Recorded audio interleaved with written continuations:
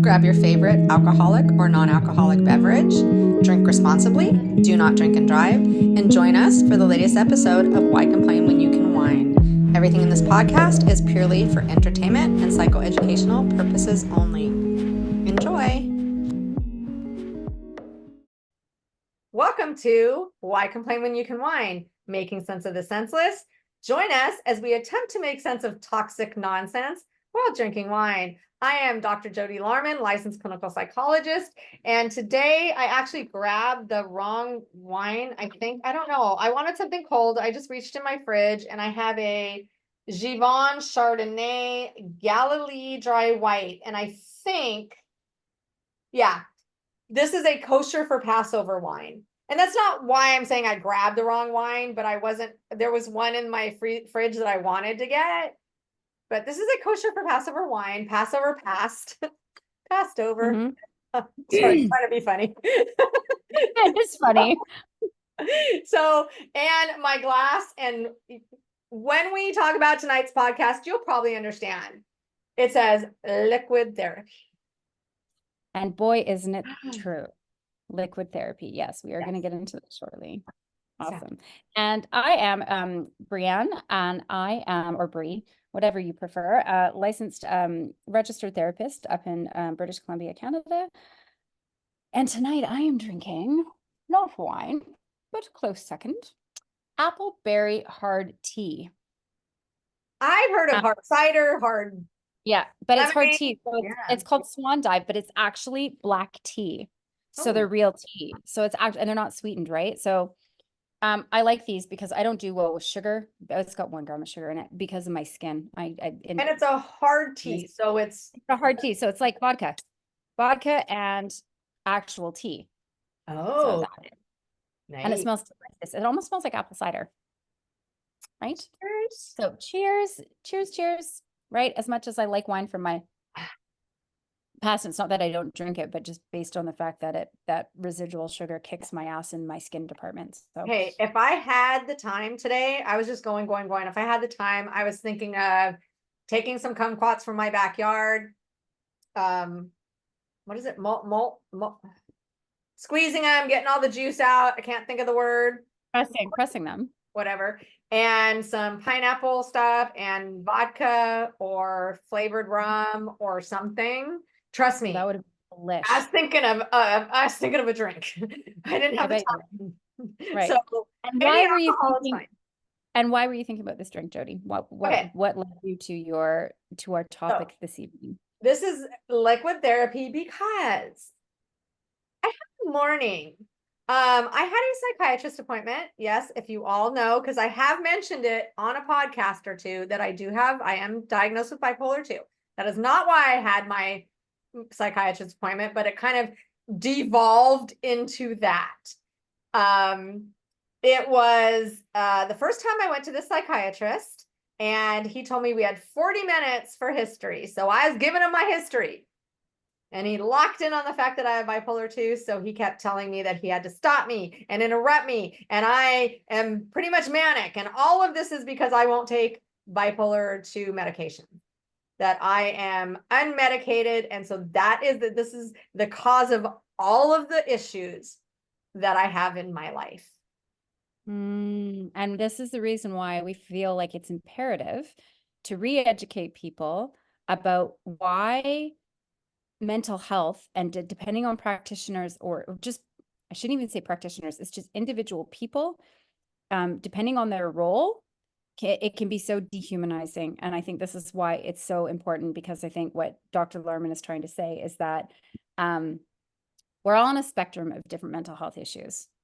We all are. We're on a spectrum, and we oscillate on these spectrums. I know I've said this before, and but what's really imperative, no matter how educated you are, you can still have a person who will label you and make you feel like not human, not a person. Why mental health can be so stigmatizing. It's so imperative that we get away from this modality. This is old psychiatry, okay? So there's a difference between a psychiatrist and psychologist. For those of you that don't know, a psychiatrist is a medical doctor that specializes in mental health and prescribes medication. Now, in Canada, we don't need a psychiatrist to give you psychiatric meds. You can have a doctor do this, just a regular MD. But if they don't really feel comfortable with the mental health part of it, they can refer you to a psychiatrist. A psychologist can diagnose mental health, but they can't prescribe medication. In So, in the United States, there are, I think, 5 or 6 states where psychologists can prescribe medication. And at the Department of Defense, psychologists can prescribe medication. Now, other state, California, where I live, California, and probably New York will never likely get to prescribe because the lobbying of psychiatrists is so good that they are preventing psychologists, because the only thing that separates us and them making so much more money than us is the medication. it's a medical degree. Well, they have a medical No, degree. is the ability to prescribe medication. Because if we get the ability to prescribe medication, there is no need for a psychiatrist. But the training, though, to be a psychiatrist, you're a medical doctor. Right. But they don't have psychology training unless they want it. They don't have to have it. Now, we psychologists, the vast majority, at least at the PhD level, I don't know at the PsyD because I'm not one, so I won't speak for them, have taken psychopharmacology classes. If we want to be able to prescribe, we have to get 2 more years, like a master's in psychopharmacology and biology, basic To be able to prescribe biological medication. stuff. Yes. Yeah. So that's the only thing. So I would love to go back because I've had so many biological bases. I've taught physiological psychology, so I know a lot about it. And if I were able to prescribe in California, I would in a heartbeat have gone back to get that 2-year added. Because the pay grade changes so much. But I mean, a trained psychiatrist, though, has to go through a full medical degree. Like they have to be trained as Right. an actual MD doctor in all different modalities of health problems, not just But psychiatric health. but they don't. And the psychiatrists that I've talked to, they don't take a lot of psychology classes. They don't learn therapy. At least out here. I've had 2 psychiatrists that were recently newly boarded. They were brand new. And one of them asked me, where's the best place to learn therapeutic practices? And Oh yeah, no, they don't modalities? practice therapy necessarily. And I Right. know psychiatrists up where I am. Yeah. Some do. It really depends on their scope of practice and what they want to do. Very But few here do, because this is the reason why very few here do. We take an hour, a 53-minute hour, to make, I'm just making this up, guys, $100. They see someone for 15 minutes, $100 or $300, 15 more minutes, $300, 15 more minutes, $300, 15 more minutes, 300, 3, 6, 9, 1,200 in the time that we're making 100. And so they don't want to do therapy, because I've talked to enough psychiatrists that have told me out here in California, at least in my area, that have told me, why would I do therapy? right. I'm never going to do therapy Because they make so much money prescribing drugs. right. Well, welcome to big pharma. And some of them Right? do. Some do therapy. I think very, very few do nowadays. Some of them, like where I know work, up here they do. where I worked, they were like mandated to do therapy where I used to work. For like, I worked there for a year, and one of the psychiatrists was like, I'm never going to do therapy. Why am I doing therapy? I've never done therapy before. I'm not doing it now. Well, because So they don't need to. again, They can prescribe medication and they can diagnose based on symptoms. But this is what this podcast, I think, is really what we should really delve into. And poor Jodi, and I'm going to call you Jodi, as much as I do refer to you as Dr. Alarman, because you deserve the respect of that title. You earned it. but And I we're would going to talk. rather. But here's the deal. Before you became a doctor, you're Jodi. You're a person. Yeah. And I think the biggest thing, and it broke my heart when you called me this morning and you were so frustrated. Mental health is so fucking stigmatizing. Okay, from my own personal experience and what Dr. Larman is going to share with you or Jodi is that just because education or not, we all have our shit. So excuse my dog. I don't know why she's barking. Bipolar is a mood disorder. Now you're bipolar 2. Yes. Right? But when you get that label, it's dehumanizing. It makes you feel like there's something you're effective and there's something wrong with you. And as therapists, as trained therapists, so as a psychologist and as a clinical therapist, our job is to not to dehumanize you. And the shittiest thing is with bad psychologists and bad psychiatrists, because here's the deal. We're all people. Just because you are educated doesn't make you good at your fucking job. And I'm going to swear because it pisses me off And you could be that good at your fucking job and not have a lot of education. well, there you And what go. I I'm mean not by a that is doctor. master's level isn't as I'm much not a education doctor. as a doctorate, and you could be an And amazing I know master's people level that don't even clinician. have a master's degree and they've got their psychology degree and they're more competent than a psychologist. I'll give you an example of a doctor in a second that I had an experience with, but we'll just focus on this for a second. Mhm. Don't let yourself suffer from not getting treatment or therapy because you feel like somebody is going to put you into a box.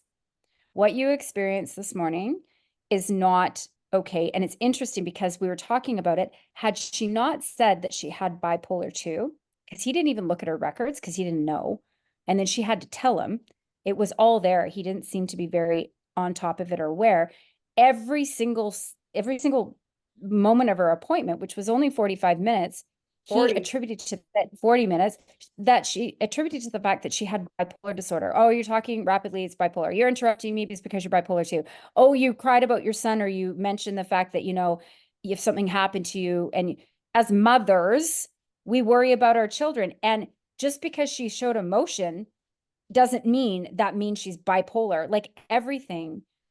Jodi, how did that make you feel? Well, let me give you a little bit of background. I've had a great psychiatrist in the past, and he retired. Sadly, unfortunately, I felt heard.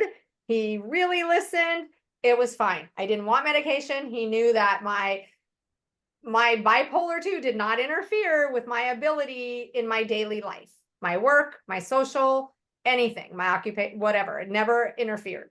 So he retired. They sent me to a nurse practitioner who we spoke briefly, and she asked my history, and I told her had been diagnosed with bipolar 2, and she said, I don't see bipolar at all. I'm like, that's fine. Okay, you're talking to me for like 5 minutes, but that's okay. I don't mind. Oh, how do you And then know? and then she turned around and said, I'm prescribing you lithium. Now, lithium is the gold standard for bipolar For 1. bipolar. Mm-hmm. For bipolar It's a 1. mood stabilizer. It is a Yeah. mood stabilizer. Yeah. And if people can tolerate it, it works fantastically. And I just like, why in the world would you prescribe me lithium if you don't see any symptoms? That don't make no sense. So I have Kaiser Insurance. I called them and I said, I didn't feel heard. I didn't feel listened to. I want somebody else. And they said, well, you shouldn't have had a nurse practitioner in the first place. We're going to give you a psychiatrist. So I went to a psychiatrist and she asked me if I've ever had any eating disorder. No, she said, you've never had eating disorder issues, have you? And I said, oh, yes, big time. Big time I have eating disorder issues since I was 14 at least. And she goes, okay. And she prescribed me for anxiety propranolol. I read the little fact sheet. I do that. I read the contraindications and all that. And it said one side effect might be weight gain. So So nope. the next appointment I had with her, I literally started with the appointment with, you either weren't listening to me or you didn't care what I said. And she's like, what? Why? And I said, if I tell you that I have really bad eating disorder issues, why would you prescribe me something that will make me gain weight potentially? She said, well, it's just such a small side effect. It doesn't usually happen. It's such a low dose. And I said, that's not the point. If that was the case, you should have explained that when you were prescribing. So I was not happy, but we talked it out. She retired, or I don't know if she retired. She went on maternity leave and then came back and then left. So Kaiser told me I needed to keep up my mental health stuff, the ability to go to therapy when I need to and all of that. I needed to have another psychiatrist. So that's what this appointment was today. When he came on the Zoom call, he asked me why I was there. And I'm like, it's kind of have to be because I need to continue my mental health. And I was telling him, he asked me about anxiety, and I said, yes, because I have been diagnosed with generalized anxiety disorder. So is that why you were there? Is so you can get your medication? Like, really, what was the purpose of the psychiatry appointment? To kind of keep my mental health going. Because mental health, there's wait list and wait list. Like even now for a follow-up appointment, I'm on a wait list. And I didn't want to have to redo everything if I just wanted to go to therapy again. I wanted to be able to call and say, hey, can you refer me to therapy? And they can without having to first go to the psychiatrist. Because with Kaiser, you have to go through a psychiatrist to be able to go to a psychologist. So I Right. didn't Okay. want to have Okay. to do that again. I wanted to be able to call the psychologist if I needed therapy, because there is no shame in therapy. And I have been to therapy when I've needed it. And I want to be able to call up and say, I need therapy without having to go through all of the hoops again. I will say what makes you a really good clinician and a really good therapist is the fact that you go to therapy, because this is what we all go. Yeah. We don't ever stop going. We don't ever healing. And in order for us to stay actively good in our jobs, we have to keep ourselves in check. And there's blind spots we don't see within ourselves. It's why having supervision is really important, and having another perspective and being like, oh, I totally somehow missed that about myself, because that's called being human. And so in order for us to be good at our jobs, we do have to keep our own mental health in check.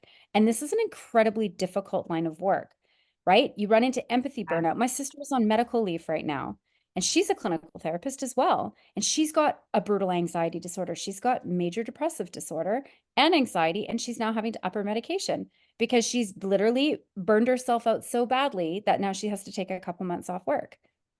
If Yeah. we don't, the self-care and the check-ins, if we don't do this, this is what can happen. Then you add something like having a mood disorder that you on top of it. And and Jodi, I have to say, I mean, I've known you for a few months now, or more, almost a year, I believe, Yeah. Over around a there, year. Yeah. over a year. And I just see you as Jodi. I don't even, I don't, and I know symptoms of bipolar, but I mean, fuck, I talk a lot.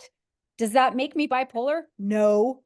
See, here's the thing with bipolar, that not you, I'm not saying you, but that people think bipolar is you're up, you're down, you're up, you're down, you're up, you're down, you're up. It's not like that. Your No, it isn't. baseline is baseline. Yeah, And yeah, you it may is. not have an episode for months, or you No, may rapid cycle and have a few in a month. no. You When know what I most worked, people say to me? Oh, sorry, go ahead. no, Keep going. go on. No, no, no. I interrupted you. That was When rude. I worked in the prison and was in a toxic relationship, I cycled more because of the toxicity. I Yeah, was in depression a lot more. And then I yeah, would come out and it was such a relief. I would get a migraine, but it was such a relief to yeah, feel normal. Now I wouldn't come out and go into mania and then go into depression and go into no, I would come out and be like, okay, now I feel completely functional. Like I like people again, right. figuratively speaking. But then manic episodes were nice, were fun because it's hypomanic. It's a little Mm-hmm, extra energy. It feels good. I don't know how to mm-hmm, explain that. I'm not mm-hmm. saying it's the best thing in the world, but it's hypomania. It's not I'm going to fly all my friends. I'm going to empty my bank account. We're all going to fly first class to Paris. Everybody loves me. We get to Paris. I have zero money. And now I crashed. And none Yeah, of my friends like that's me. bipolar one. Yeah. Again, but a lot of people think with bipolar, this is the funny thing when people say to me, oh my God, that person's so bipolar. They're up, they're down, they're up, they're down, they're up, their That's emotions are all over. I'm like, no, labile. that's borderline. No, That's that's labile. labile. That's more borderline here.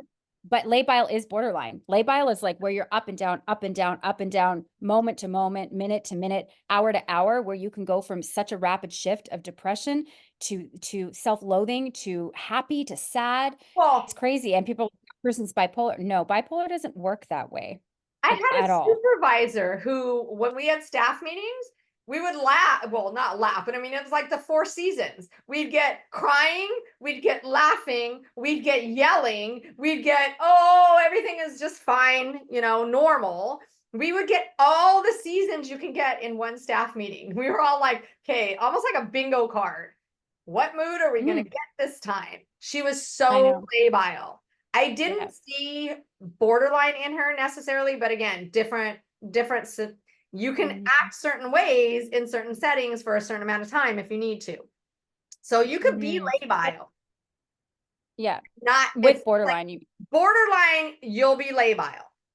yeah, Labile you are. Yeah. doesn't Because necessarily in mean borderline. Europe, no, but in Europe, they don't even call it borderline personality. They call it emotional dysregulatory Yeah. disorder. It's an emotional dysregulation disorder because that really is what identifies borderline personality, right? Or the dichotomous black and white thinking and the splitting. But you can also, with bipolar, there can be some crossover. People get them confused, or often people can be diagnosed with both. There's so much crossover in mental health. But I feel like we're digressing a little here. It's okay. Back to what Jodi, we always do this, right? We get so excited when we talk about all these students. It's easy to get off topic. But really, I think the most important thing to remember is that we're not a label, we're people. And And for you to experience somebody who is educated, you guys both have a very similar background. I mean, you're both PhDs, you're both doctors. Okay, he's a medical doctor, whatever. But it's so dehumanizing when somebody keeps saying, and they're not listening to you, I don't want to be on medication. So Jodi, what's your reasons for not being on medication? okay, what he said to me, let me give you just a little bit of background because I am not, I'm transparent just like you are. I don't mind saying this. I was telling him about my history and I said to him, I get anxiety. I know what I have anxiety over. It's not about not being able to pay bills. It's not about whatever. My anxiety is my son just turned, I'll probably get teary-eyed right now. My son just turned 22. Yeah. My birthday's next month. I know based on lifespan that more of my life is gone than is ahead of me. Yes, anybody can go at any time, but I know I don't have as much time left. So I worry about my son. I worry about him because he has special needs. Is he going to be okay? I worry about not being here. And I got teary-eyed. And this psychiatrist said that was my unmedicated bipolar 2 that I got teary-eyed. That was depression. The reason I got teary-eyed. That's crazy. I'm teary-eyed right now. I'm teary-eyed right now. You telling me this makes me teary-eyed because this is just a very normal response of being a mother to a special needs son. And again, you had your child when you were a little bit older, right? So this has nothing to do with revealing age, but you know, when we're older, right? I've got 3 young children. As mothers, when you become a parent, not even just mothers, even father, right? Yeah, my We're sister supposed has a to, friend who is a our man. children are supposed to outlive us. That's the idea. But then when you've got a child that's sort of dependent on us, then what? It's Yeah. scary. And these are real emotions that everybody goes through time to time that thinks about it. And any mother would get emotional. This has nothing to do with a mood disorder or your No. mental health. This is what I'm saying. This guy was so fucking offline, like just out of line, completely And my not okay. my mom passed away at the age I am right now. My mom Okay, so passed away there's the 2 months trauma. before her birthday. There's the 1 month trauma. before my birthday. Okay, Oh so yeah, I'm like, wow. I'm like, no, this is oh, there's the trigger. There's the trauma. This is what anybody would feel, including this dude. So again, you know, it breaks my heart, Jodi, and I'm so sorry that you felt so judged and just that somebody kept going back to the fact that everything that you were sharing in that moment, you weren't seen as being a person, you were seen as being a disorder. diagnosis. Yeah, It's like you're disgusting. This is tearful. what keeps people away from mental health help. He brought that up so many times. You were tearful. You were tearful during our interview. You're talking a lot. I've had to stop you talking because I'm trying to get the history in. I've had to stop you. And you were tearful. This is all bipolar 2. I'm like, so basically what you're telling me is if I were on medication, I wouldn't care. I'd be fine. I wouldn't care if I'm going to die. I wouldn't care if my son's taken care of. I wouldn't miss the childhood little days that every one of my That's friends bullshit. did. That's bullshit because guess what?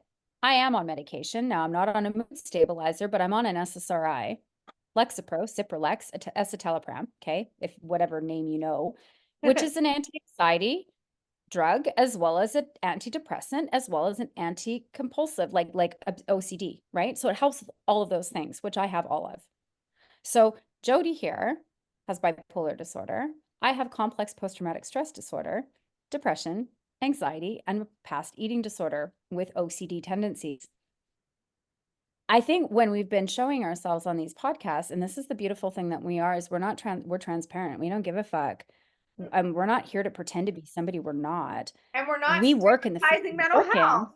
No, but we Showing work you. in the field we work in is because we are all human and we openly admit that learning about this is learning about ourselves and trying to cope and deal with that's why we do what we do. And every single person is on a spectrum. Like I'm only OCD in one area of my life, and that's my eating habits. It's not even really a formal eating disorder. I don't have anorexia anymore. I don't fit the criteria out of the DSM. I fit the criteria for OCD of ritualistic eating patterns to keep control when I don't feel like my world is in control. You know, I've had very similar experiences as Jodi has, not quite to this severity of seeing a psychiatrist, which keeps labeling me with something. If anything, I was fearful I had borderline personality because my doctor saw me at a crash at one point, and knowing that I had anorexia, kind of linked the two and went, "Oh, do you know anything about BPD?" And I was like, "What's that?" And this is, again, I was just like, "What?" And then my sister, who's also a clinician, she's like, Bri, you've had so much trauma. You have complex trauma. And I'm like, okay. So then I started delving into it. And then I went and saw a therapist, and she sort of said the same thing. She's like, yeah, you got some traits going on. And then I was like, oh my God. And even when I first met Dr. Larman, I'm like, do you think I'm borderline? And she's like, no, I don't see any BPD there. I And see so again, I went, PTSD. Yeah. right? PTSD. I went to a psychiatrist, and I literally, because I was determined, I'm like, maybe they'll give me a different answer. Excuse my dog barking. And you know what he said to me? This goes to show again about sometimes it doesn't matter what your fucking degree is. It doesn't matter what your education is. I'm no fucking doctor, but the first thing he said, he's like, do you self-harm? And are you suicidal? And I said, I've never been suicidal, and I've never self-harmed. And he goes, you're not borderline. The end. Yeah. Bye. 10 What, minutes. what 10 I've fucking minutes. noticed a lot of psychiatrists and psychologists, but a lot of psychiatrists, with all due respect, because we continue to take continuing education and talk to do therapy, that I've had people, I had a psychiatrist say to me, someone told me they had CPTSD. Is that even a real thing? I'm like, yeah, it's a real thing. Hopefully it will be in the DSM, but since psychiatrists are the ones that write them, I don't know. No, but here's the deal. Dr. Judith Herman, psychiatrist who runs or did run, not anymore because she's in her 80s, I think, ran the Department of Psychiatry at Harvard University, is the one that coined the term CPTSD. She's tried to get it in the manual. She's tried to get it in the DSM for years. But who does she work with primarily? Men. Men. Male psychiatrists that And literally treat Jodi exactly the point that we're making. It's an yeah. old fucking boys club. And here's the thing, the main reason, this is what I can see, and this is what I tell my clients who have said, I think I'm borderline. They told me borderline. I'm like, you have CPTSD. The emotional dysregulation. There is emotional dysregulation as CPTSD. And so as soon as someone sees that, sorry, but yes, this is sexist, typically a male psychiatrist. Not always. There are females that don't understand it as well. But as soon as they see this emotional dysregulation, it's like, oh, yeah, it's borderline. And borderline borderline dysregulation happens in any and every setting. It is not Yes. right. Pervasiveness. A personality disorder, Yeah. it has to be pervasive in all areas of your life. I don't have those issues. I hold jobs, no problem. I hold friendships, no problem. Yeah. Now, my romantic relationships, I attract narcissists That's or the thing. dysfunctional men. That's where I Emotional become dysregulation is in dysregulated. the interpersonal, typically Yes, it's in, romantic relationship. yes, Yeah. And I it can struggle. happen with But friends, because if you're yes, triggered by something with your friends because you feel comfortable with them to the point of discomfort, if you will, so that emotional mhm. dysregulation. But it doesn't happen to the I grocery don't, store if someone cuts you off in line. It doesn't no, happen if they don't have the right cut of meat. no, It doesn't happen if you're, no, I you don't. know, No, no, this is the thing. Like, even my friends, if I don't agree with them, I'm more of a passive person. I'm like, okay, I'm just gonna, I don't cause, there's no chaos there. It's just, again, because I attract abusive men. And so it's triggering the abuse cycle and the CPTSD and the trauma. And then I have, I struggle in those relationships. But for people to label, that was my biggest fear, is that I have borderline personality. And I was like, holy fuck. That's the most stigmatizing personality disorder to have. It's worse than NPD, yeah.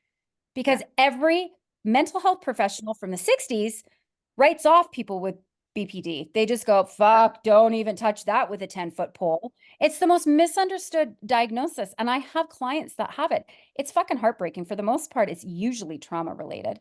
But the same thing with bipolar. People can get them mixed up because a lot of the symptoms Yes. can be very, so I have a friend that's bipolar too. And she doesn't represent like she is medicated because she doesn't sleep. So she struggles with her sleep when she's manic. And Yeah. she's on, I think she's on Wellbutrin and an antipsychotic, I believe. But other than that, and you would never fucking know. But I have to say, Jodi, you're unmedicated, and I would never know that And you have here's bipolar the 2. thing that the psychiatrist kept asking me, why do you not take medication? And this is what I tell my clients. And as a psychologist, because I don't prescribe, this is what I 100% believe. If it is not affecting your emotion or your occupational, your, why am I drawing a blank? Your social, emotional, Interpersonal, occupational functioning. Oh my God. So sorry. If it's not interfering with your social, emotional, and occupational functioning, then it's okay. mm-hmm. You don't need medication. If you're going to therapy, if you're learning the tricks, if you're learning the tools, I have managed this with no problem. People, there's some people that are like, you don't have it. And there's other people like my inmates at work were like, oh, that's you, Dr. Larman, whenever I would explain what the difference between bipolar 1 and 2. So I have I held a think my dog job. got out. I don't mean to interrupt. I'm just talking. My dog, I think, got out, and I don't know where she is. Oh So you no. just keep going.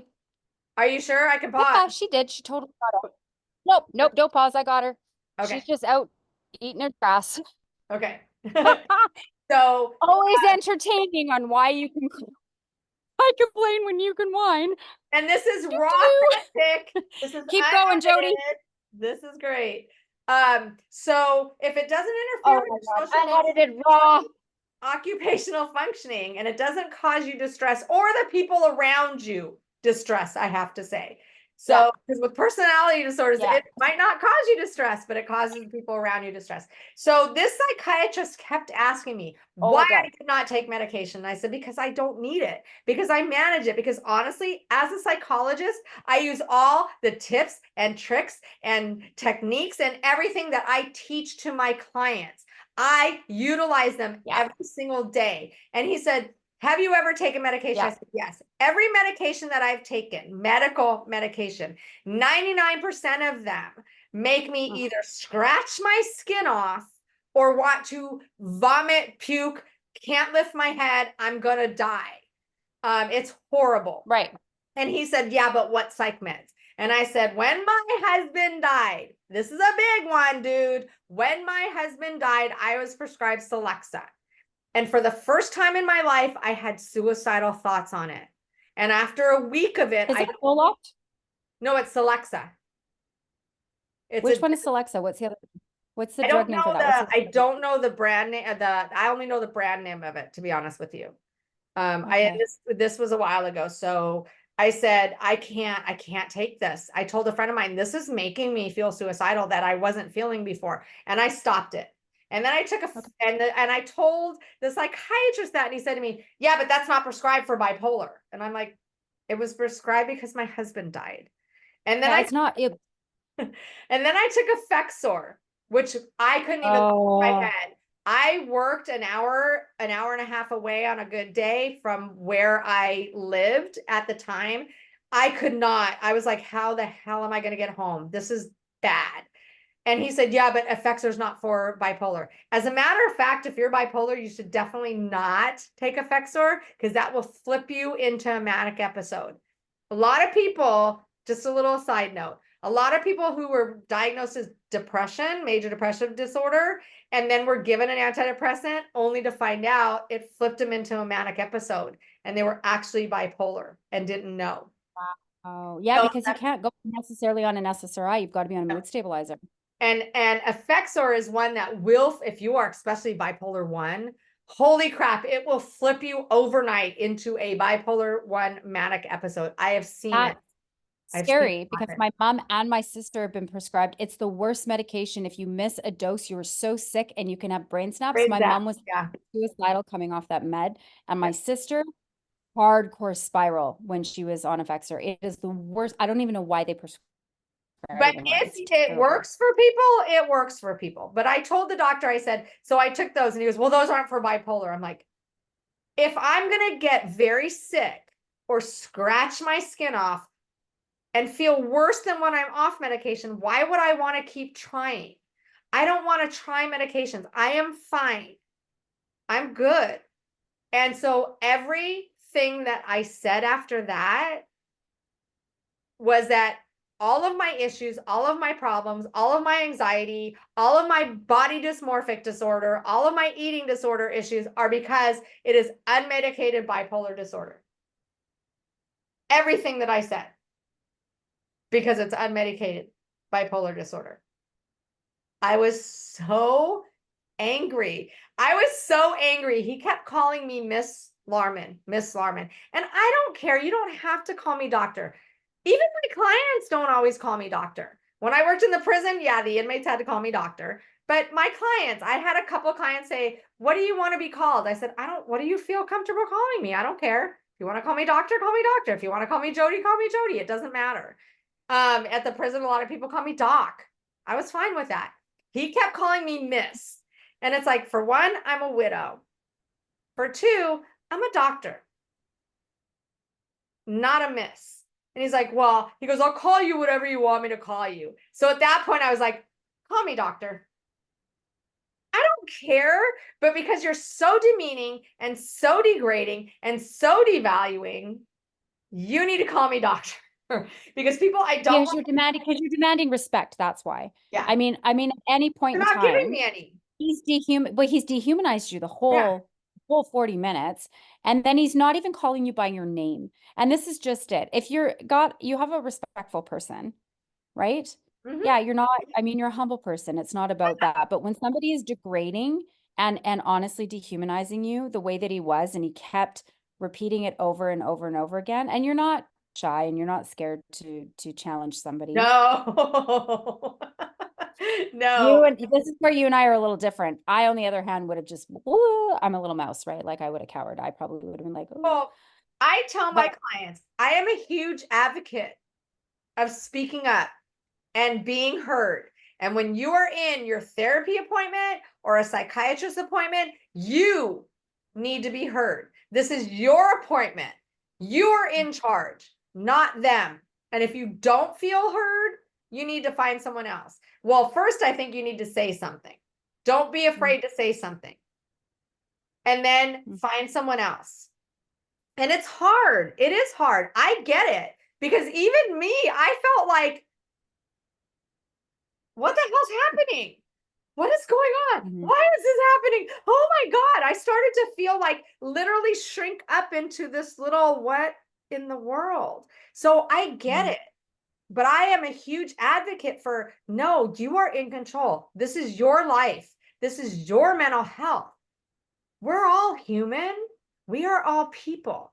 They are not better than you. You are not better than them. I'm not better than that psychiatrist, and he's not better than me.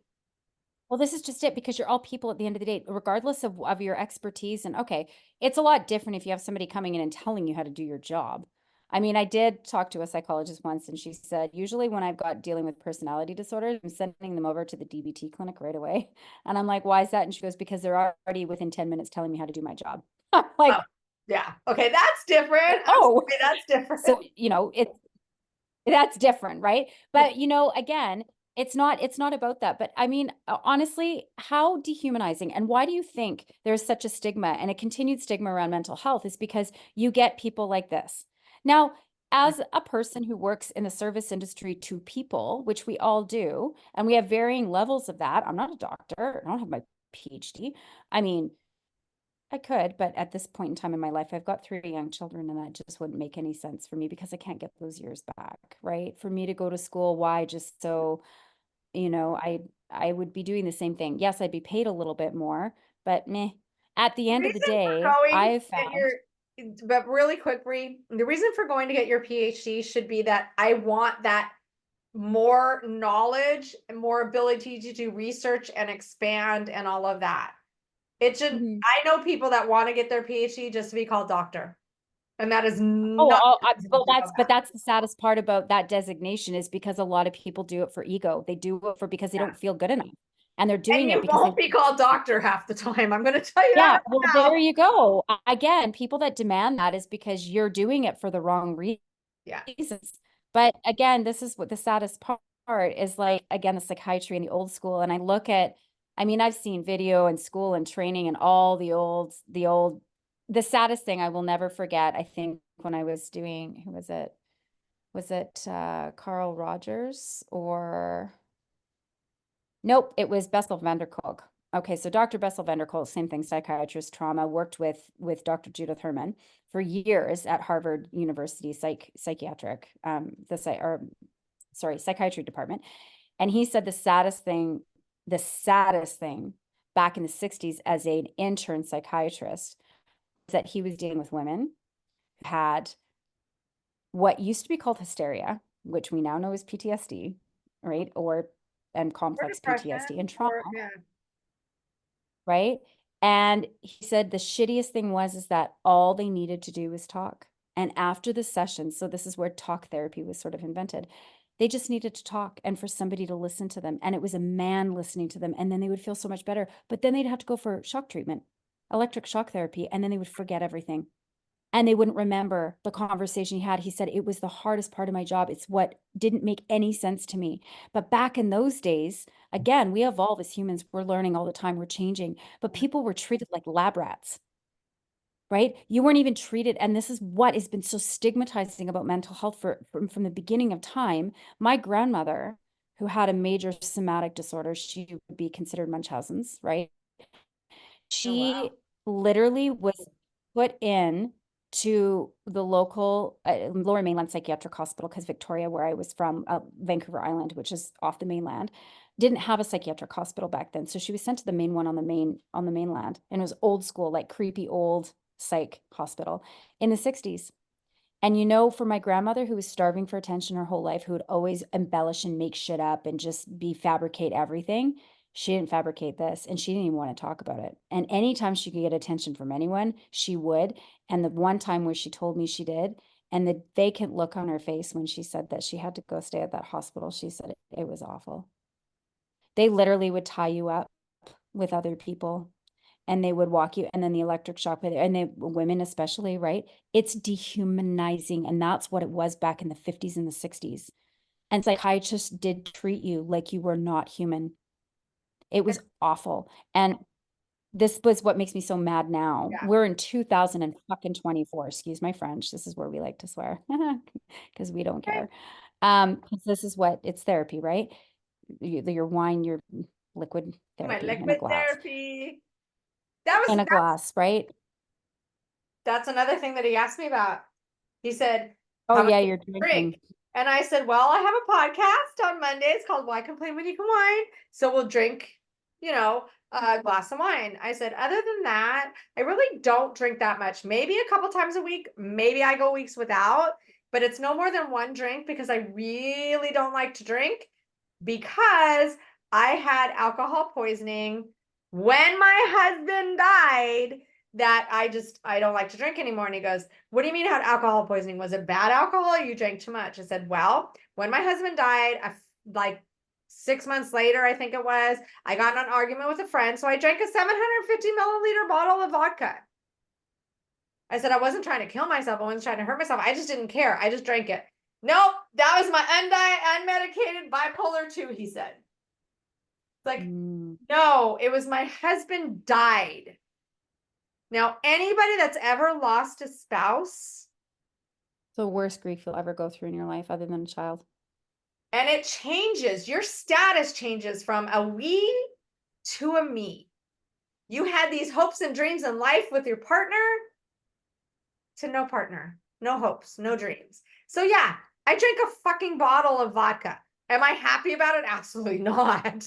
No, but I ended up in the hospital, police, ambulance, whatever, with a 0.27 something alcohol. I'm lucky I'm alive. But it's like, dude, when you I guess the whole point, and we're getting close to the end, but the whole point is one, stop freaking stigmatizing mental health because that's what he's doing. When you label everything that goes on in your life is due to a mental health issue because you don't want to take medicine. No. Okay, so first off, going to therapy is treatment. You don't need medication for everything. I've told my Mhm. clients, and you may not agree with this, Bri, and that is a-okay. I tell my clients, you should be medicated for pretty much life with bipolar 1, bipolar 1, and schizophrenia. Those are Oh, the 100%. only two that are an automatic, don't go off your medication, please. And I know antipsychotics suck. They don't make you feel good. But with bipolar 1 and with schizophrenia, you're going to need medication for life because therapy alone is not going to help. However, and I had an MP, a psychiatric MP go, they don't need it for life. Like when you're 80 years old, you might not need it. And I'm like, oh my God, okay. Well, now we're getting technical. So for up until you're 80, let's see what happens after 80. I don't know. But for the most part, all the other ones, if you are going to therapy and you are learning tips and tricks and you know how to do it, just like with DBT therapy and borderline, if you work on it, and it is work, trust me, I utilize my tips, my tricks, my techniques, everything I teach my clients, I utilize on a daily basis. So do I. Yeah, so do I. Yep. You have to know, Yeah. right? Then you may not need medication. Or if you cannot utilize the tips and tricks and techniques, go on medication. Get to Mhm. that point. Get to that point where you feel, and it could be weeks, it could be months, it could be years, but get to that point where you feel like, okay, I might be able to do it on my own. Mhm.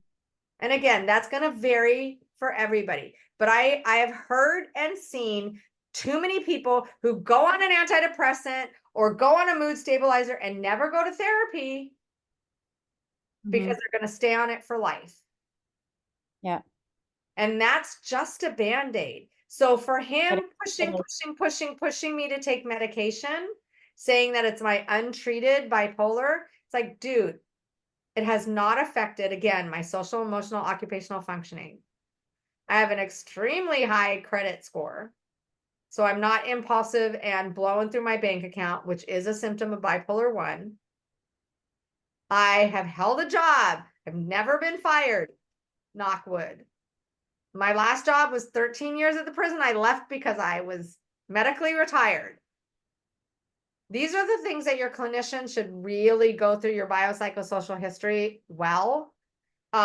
But I am the first person to, when I have a client that is just not able to do it, to send them to a psychiatrist for a medication eval. I'm not against medication at all. I'm against No, I medication know. without therapy. I'm very much Yes, against medication without therapy. I know. Yeah. Well, like you said, I mean, I have clients where they refuse to take medication and it blows my mind. But no, like, but they need it. This is what I'm saying. Oh, And I mean, I run a yeah, holistic health business aside from along with being a therapist. I'm all about holistic measures. yeah, If you can use them and utilize them, there's some things where there's just literally brain neurotransmitter imbalances, and you need to be yeah, on medication. But yeah. people who refuse to take it because they think that like it means that they're flawed or that they can't, and they're choosing to suffer. They're doing therapy, but the therapy isn't enough because they can't Yeah. regulate Mm-mm. neurotransmitters in their brain. You're at a lost cause. I know people who have, like my sister, cannot be off medication. She is literally massive, major, and such a brutal anxiety disorder along with it. She's been suicidal. She can't. And when she's on her meds, she's fine, Does she totally go? fine. I know she's a It's therapist. Does not, she go to therapy? she just started to. It's taken her a Oh, long time to good, get there. But I mean, good. medication has been enough to actually help her. It's where she has to go. Yeah. She's increasing her dose, but that's because she's empathy burnout, right? And in our line of work, she works in eating disorders Oh, with teens, not just I, adults, a lot different, but teens, you're dealing with families. So it's very complex. And you're at a loss because usually a lot of the cases with eating disorders, it can come from dysfunctional families, right? So she sees a lot of dysfunctional parenting, and it's a tough job. Our job is hard, but the biggest thing that we're trying to get away from is the old school mentality. And psychiatry, I feel, not all of them. I know some beautiful, amazing psychiatrists out there. We can't just label psychiatrists as being bad because no, they're no, not. no, You no. had a point. No, And I send people to psychiatrists. I believe in them for a yeah, reason. Yeah. But Yeah. Yeah. Yeah. I think But that, I mean, again, there's bad apples everywhere. I yeah, had yeah. a psychiatrist, social worker who is my therapist who wound up hitting on me. Like literally, like after my ex-husband and I stopped seeing him and I started seeing him on my own, he made some pretty fucking inappropriate comments. And I thought, and then he played it up that he was part of the women's rights movement through UBC, which is the University of British Columbia. And I was just like, oh wow, so you're so manipulative, and he was grooming. And I was just like, again, psychopaths, sociopaths, all of them can be doctors. In fact, if you look at lawyer, and I hate to say people out there who are lawyers and doctors, great, but there's a high level of narcissism that runs in Because these you have to businesses. climb the ladder.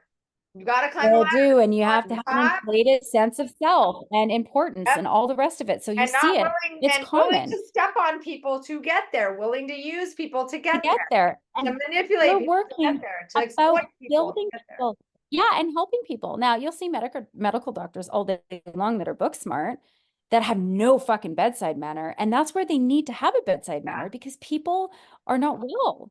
And in mental health, again, the reason why people won't go get mental health treatment or go to therapy is experiences like what Dr. Lerman just Yeah, experienced this I've morning. heard And it she's a full-blown fucking psychologist. way too many times. I've heard so many people say to me, I don't go to therapy. I will never go to therapy because I had a bad experience. Now, there are bad psychologists, there are bad master's level clinicians, there's bad anything in every profession. However, the vast majority of the time that people have told me they've had really bad experiences and they don't ever want to go to mental health, sadly, it's been a Mhm. psychiatrist. And I tell them, go to a therapist. You need a full biopsychosocial. Not every Mhm. psychiatrist does it, but every psychologist or every mental health clinician should do a full biopsychosocial. That is part of our intake. And again, I'm Mhm. not saying that all psychiatrists are bad. However, I've come across way too many because they don't do therapy. They diagnose so that they can prescribe, Mhm. because otherwise, So why do bottom you need them? Yeah, exactly. Well, bottom line is, folks, if you need a psychiatrist because there's medication that you need and Please you need go. a diagnosis, then yes. But I mean, at the same time, if you're not jiving with that person, find another one. Don't Don't stop. be afraid. I tell people all the time, you're allowed to clinician shop. The best predictor of outcome of mental health therapy or any mental health is the rapport between the client and clinician. I had the Absolutely. psychiatrist today ask me why I didn't want to take the medication one of the nurse practitioner prescribed for me. And I said, because it was out of spite, because I didn't feel heard. I didn't feel listened to. So I went to someone else. Hmm. So that shows you I wasn't complying because I was pissed at her. And Yeah, I'm a exactly. clinician and I know better. So the best Yeah. predictor is outcome. Keep going. Don't be afraid to clinician shop. Once you find that person, be it psychologist or psychiatrist or any mental health practitioner at any level, once you find that person, it is Mhm. literally life changing. Yeah. Oh, it is life changing. 120% it is. But just don't give up. If you have a bad experience or you feel like you're being stigmatized or people aren't seeing you as a person first. Now, here's the deal. In mental health, the only reason why there's a diagnosis is so that a practitioner can Insurance formulate the proper treatment plan. Yeah, proper treatment and plan to and bill insurance. insurance. Because you can come Yeah, up with well, a yeah. treatment plan without a billable Yeah. diagnosis. But we have to, at least in the United States, maybe not in Mhm. Canada, but in the United States, we have to have a billable diagnosis. So I'll tell my clients, look, for some of them, this is the diagnosis I'm giving you. I want to let you know why I'm giving it to you.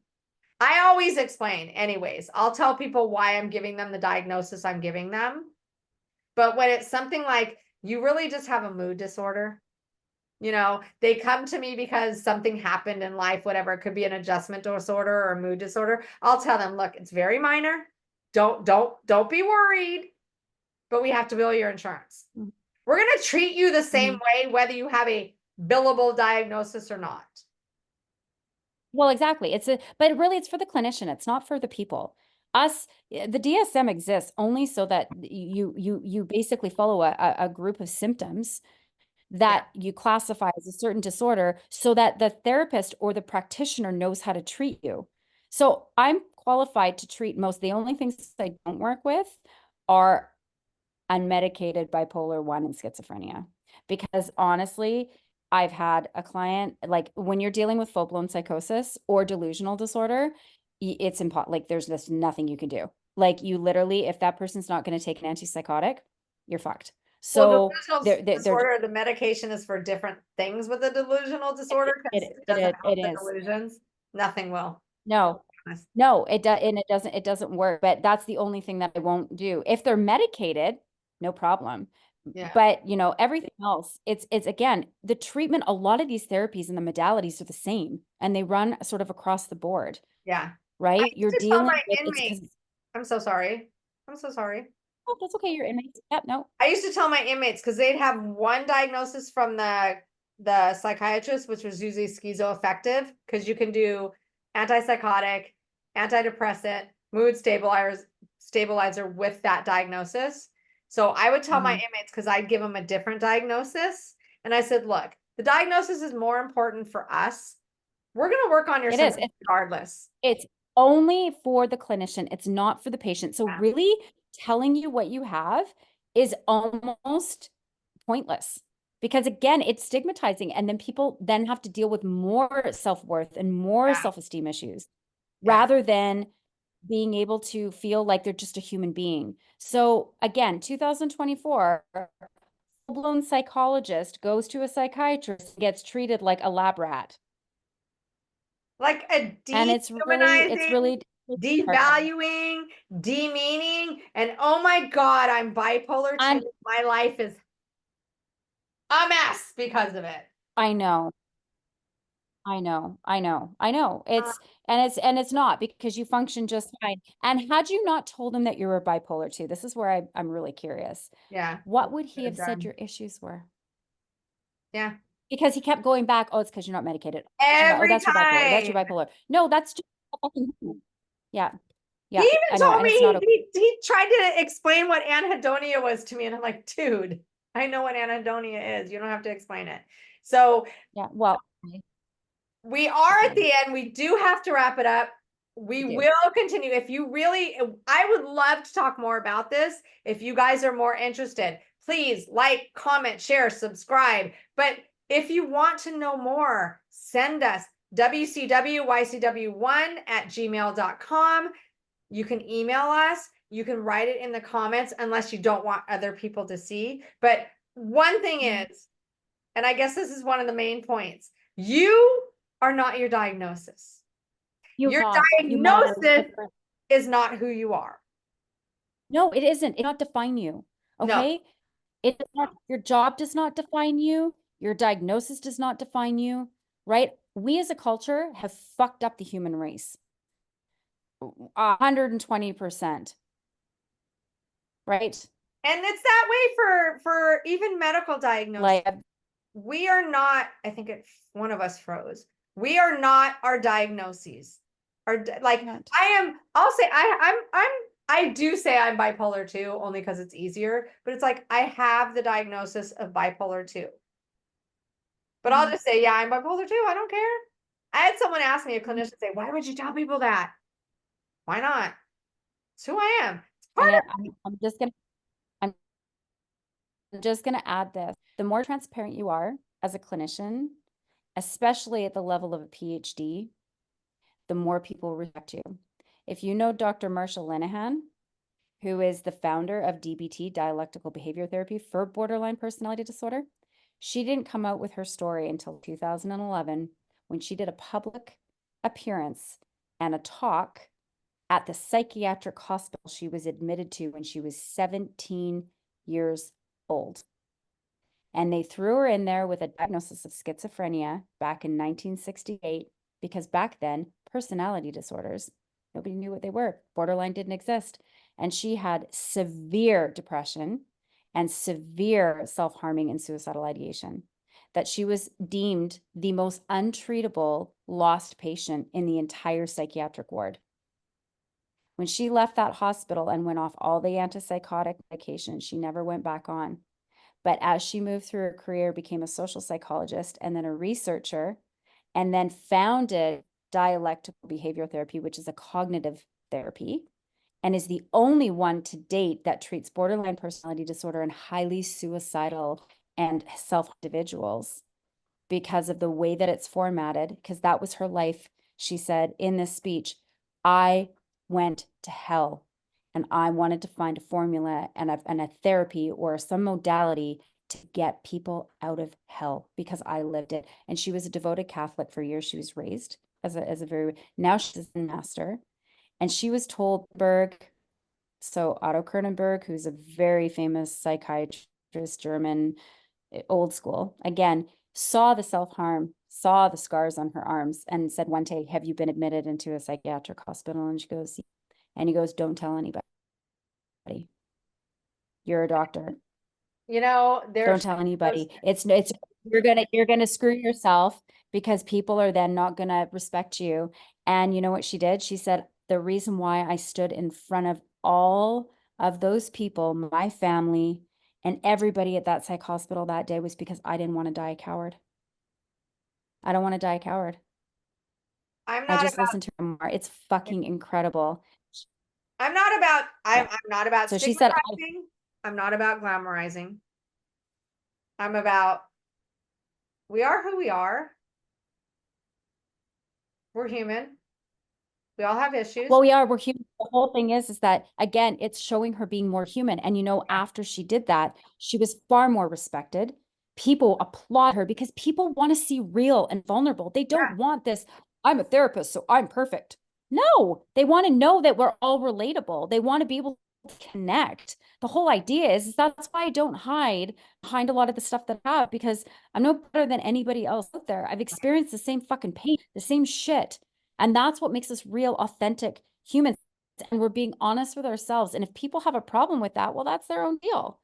The whole idea with Marsha Linehan is that because she was such a respected, well-renowned, and again, coming from back in the 60s and working with a lot of old school doctors, and don't tell anybody, just keep that under hats, like because everybody saw that she'd self-harmed. So they knew that she'd been institutionalized.